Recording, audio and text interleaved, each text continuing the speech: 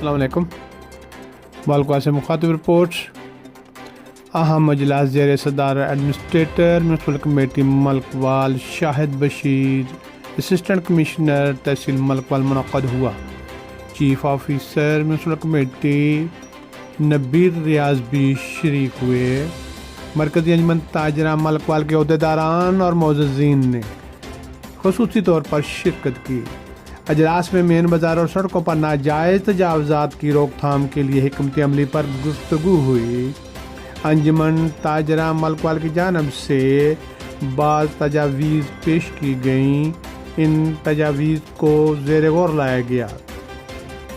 شہر کی سڑکوں اور بازاروں کی موجودہ تکلیف دہ اور پریشان کن صورتحال اور درپیش مشکلات کو حل کرنے کے لیے انجمن تاجرہ نے مکمل حمایت کا عہد کیا.